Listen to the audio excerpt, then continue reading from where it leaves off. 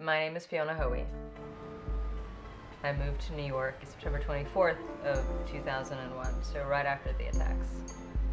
The entire tempo, everything that I knew and remembered about New York was different.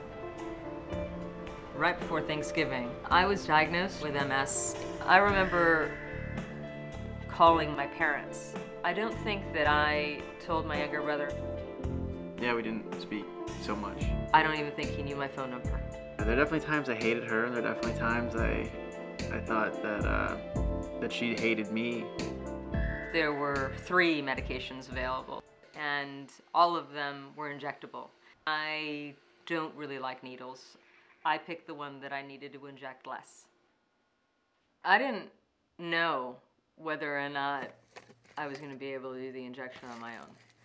I really wanted to dig in deep and be able to do it because I hate relying on people. I learned this term care partner, and the point of this person is to be able to help you through the injections in case that needle anxiety gets to be so much that you just can't do it. I didn't tell any of my friends from work that I had MS, and I was really stuck. All I could really think about was my brother. Once you're asked, you have to do it, so who gives a shit, you know? He didn't hesitate to say yes, which did shock me, which I think probably made me think he doesn't really understand what it is that I'm asking him. I think I probably woke up at 6 o'clock in the morning. I had worked myself into this, I'm going to do the injection today, so I was worried maybe the nurse isn't gonna come. What would happen if my brother didn't make it?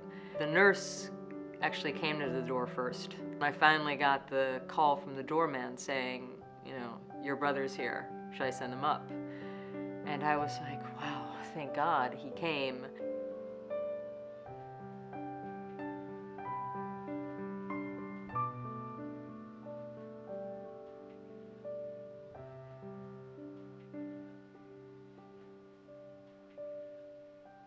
I found out from the nurse that she wanted us to have an orange to practice on. I didn't know what it was for, so I picked up something similar to oranges, clementines, which apparently was the wrong thing.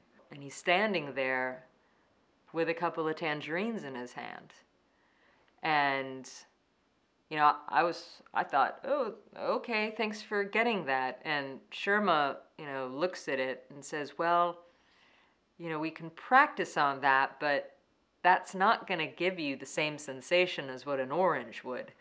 And, then it dawned on me, oh my God, what an asshole. Why can't he get an orange? I asked him to get an orange and he brings a tangerine. All I want to do is just almost grab this needle and shove it in my thigh. I want this entire experience over.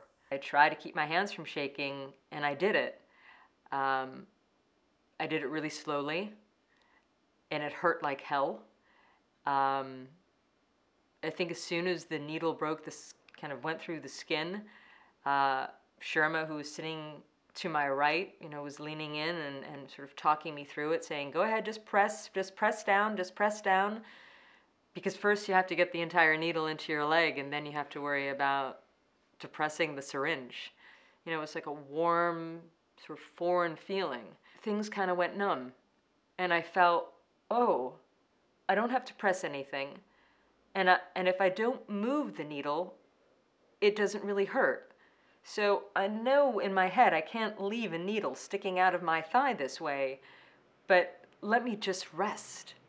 My brother leans in and he sort of, in this pleading voice, he says, take it out.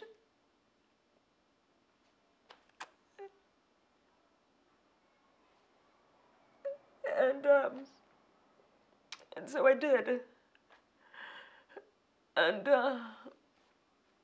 at that moment, we looked at one another, and